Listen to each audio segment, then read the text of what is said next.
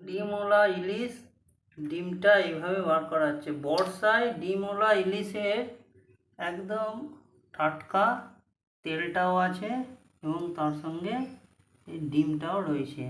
একদম সুন্দর মাছ। তেলটা দেখছেন, এই তেলটা তবে ভেজে নেব।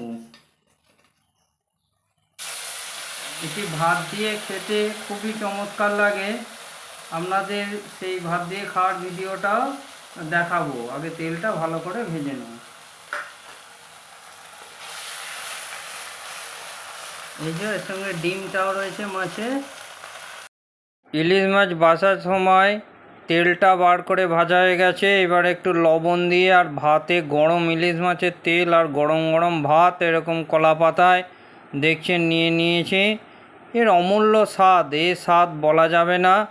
আমার তো মাছের চেয়ে অনেক সময় এইভাবে তেল দিয়ে ভাত মেখে খেতে দারুণ লাগে।